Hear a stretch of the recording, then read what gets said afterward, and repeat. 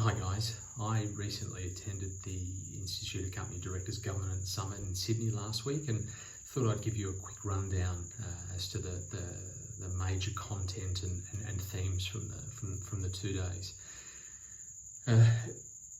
Resounding theme throughout was around culture and how everything was more or less sort of linked to that from a governance perspective. Obviously, the topic of culture was incredibly strong without it being overshadowed by major global issues around COVID-19, as well as sort of more global financial challenges, as well as the recent Australian bushfires.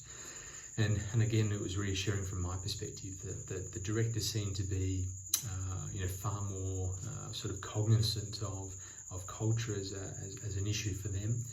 Perhaps it has been sort of in the past, and obviously this was sort of reinforced by the fact that we are now sort of 12 months since the Hayne Royal Commission concluded and the reports of that came out. The opportunities though for HR are continuing to increase the awareness, I guess, of that link between the role of HR and culture. At the moment, I still feel that this is very much down to the competence of the CEO, and certainly from some of the conversations that obviously I observed and also that I had with other directors over that 2-day period in Sydney, was that there still seems to be a disconnect between the board and the role of HR, particularly when it comes to culture. There was a growing link between community and ESG investing, which is environmental, social and social governance. But certainly from my perspective, there seems to be obviously an increasing link between community sustainability, corporate citizenship, and HR, and this link is being made stronger now at a board level. And as we know, new generations of employees are becoming more informed, and there's greater coverage around issues such as health, community, and climate, and the expectation, which is growing from employees of is that employers and organisations need to be participants and active contributors to dealing with these societal issues. So not only do we need to be cognizant of employee activism, which we have already seen in other countries, particularly in the US, but there is an opportunity for HR here in particular to take responsibility for the community strategy. There was a number of obviously senior and very experienced directors who spoke on community and ESG, in particular Michael Froman, who's a director from MasterCard and Disney, and also a former advisor to Barack Obama. He spoke about the need for companies to essentially make money while investing in social impacts and interventions, and that the two needed to be very much joined at the hip. Also, Michelle Hutton from the Edelman Trust shared highlights from the recent Global Edelman Trust survey, which showed that an ethical approach was 3 times more important to people than competence when measuring trust. I'll also include a link in the notes to the barometer. Interestingly, the barometer was taken late last year, and it's been taken since the bushfires in particular in Australia, and certainly the government response to that. So it's quite interesting to see, sort of how accurate that is. From a leadership perspective, there was a number of sessions that, as you can imagine, in 2020 had a heavy focus on all things digital and data, with a number of directors mentioning in particular that there was a general awareness that 95% of data was actually useless, and only 5% told you the story, but it was working out what is the 95% and what is the 5% that you need to really take notice of. Sharon Warburton, a director from FNG, spoke about her desire, and I guess one of the things that concerned her was having clearer data in particular that informed her about culture and behaviour, and she in particular is a director of 5 listed boards now, and I guess it's understanding the 5% of really important data, which helps somebody in her position, which is obviously incredibly busy, and I guess it's certainly from a HR perspective, the ability to really capture as much information as you can into that 5%, so that you are able to tell that story. Culture was, as I mentioned, a bit earlier, was mentioned constantly throughout, and it was also sort of spoken about that perhaps culture in particular needs to have its place as a specific board agenda item, and whether this is culture or HR as a committee.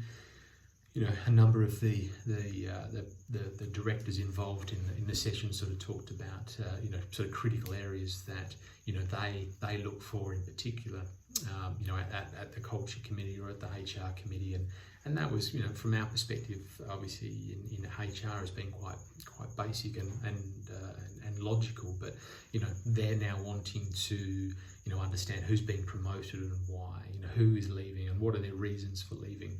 What information is there on our company and executives on feedback websites like Glassdoor or Whirlpool? And importantly, as organisations come to grips with being more customer centric, where are the customer complaints coming from, and what are the general themes? What's happening with them? Who's looking after them? And are there specific areas that as a board they need to be taking greater notice of? At one point, the Director of People, Corporate Affairs and Corporate Citizenship from KPMG, Deborah Yates, she corrected the moderator at the time who incorrectly sort of talked about culture as being an input, and obviously she corrected her to obviously, demonstrate that culture in fact was an output, not an input. And I think, from my experience, a lot of HR people still treat culture as an input as opposed to an output, and the way I talk about culture is obviously it's a sum of parts as opposed to one individual item. In a later session that was focused on, in particular, on social impact and purpose, this point was reinforced further in that in the worst cases, regardless of what an organisation's purpose was, people were allowed to strive towards that purpose regardless of how they got there. And I think that is potentially the case in certainly the minority of aged care organisations which have been really sort of held under the blowtorch during the recent Royal Commission as well. Interestingly, from my perspective, I'm still quite fortunate at the moment where I don't have much exposure to the realities of aged care, but it's certainly quite mortifying to read of some of the extreme examples coming out of this Royal Commission. At a board level, it's interesting to hear their messaging about the need to become more customer-centric in their governance. And while I appreciate that these examples of neglect in particular are exceptions to the rule, this nonetheless is an indictment on a lot of the boards with respect to their narrow focus, and I guess that's their narrow focus perhaps around cost and maybe around compliance. But fundamentally, organisations that are caring for our elderly family members, it just sort of is incredible that they haven't been customer centric up until this point. Likewise with the Hayne Royal Commission, 12 months on, we're still seeing the ramifications in the industry, which for so long had a very narrow focus around profit at all costs and 100% focus on creating returns for shareholders.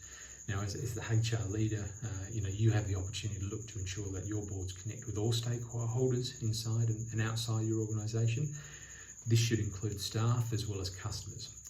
And I guess, in the instance of, some of the issues that were coming out with the aged care facilities in particular, and I guess, that was quite a simple thing around food. Do your board members, experience what your customers experience? Do they eat where the customers eat? Have they eaten the food? Do they sit with them? How much time do they spend, in the facilities for them to really know what it is that's going on?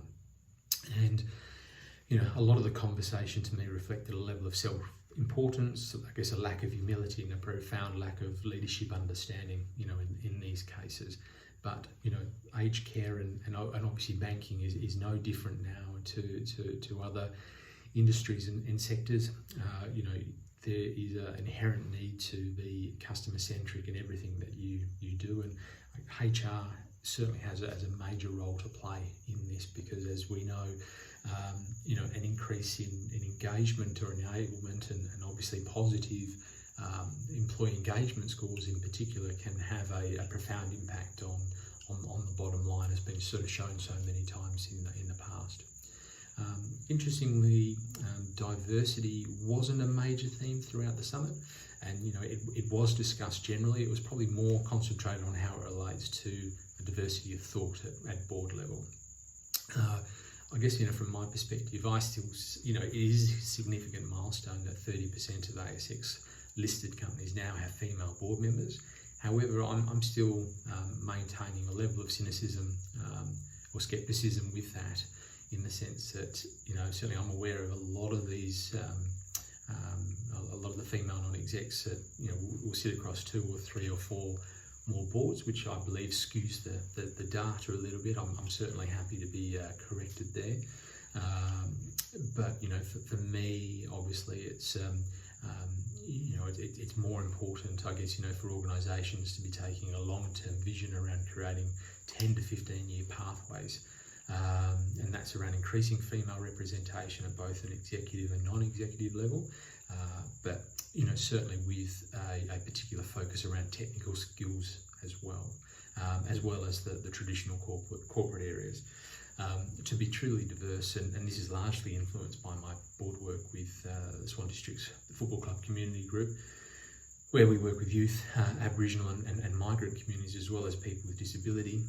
These pathways also need to be applied to all subsets within our community. So particularly with organisations that represent a broad cross-section of the community, the focus needs to be on not just male and female representation at board level, but from all sort of aspects of the community in which these organisations operate in.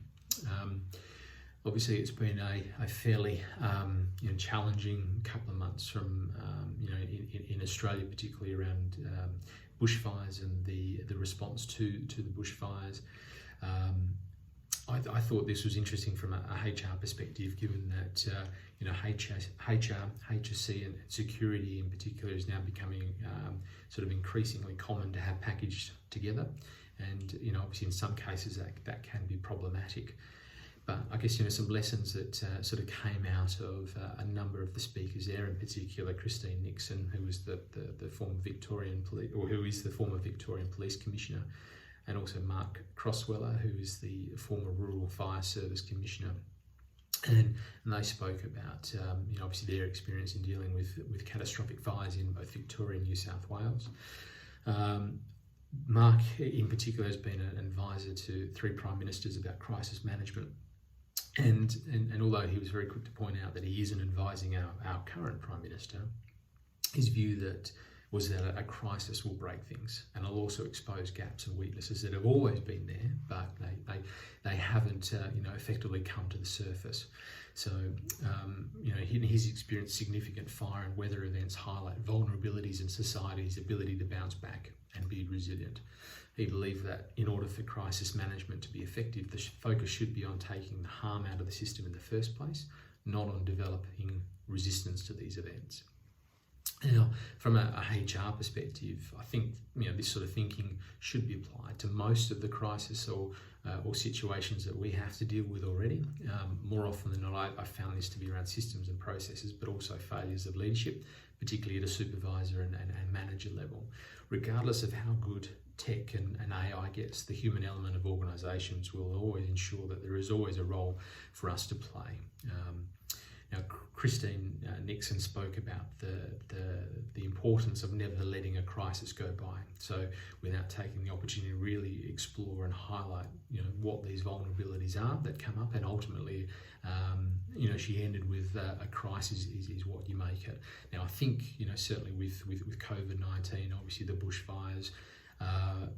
there is obviously a lot of opportunities there, for organisations at the moment to take a critical look at, what exactly are those vulnerabilities, and actually taking the time now to strengthen those. Given the focus on culture, particularly at this summit, I think it's becoming more and more on the radar of the board. So I think the opportunity now, for HR leaders is to really emphasise and work proactively towards creating the link that the boards have between culture and HR, and while certainly the CEO is ultimately responsible for culture, I think HR has a role to play in effectively helping the CEO to achieve that. I understand that after some of the chairs and CEOs from the major banks fell on their swords following the Hayne Royal Commission, quite a number of the chief people officers or HR directors did not, which I certainly found interesting, but again also symptomatic of boards' understanding of the role of HR.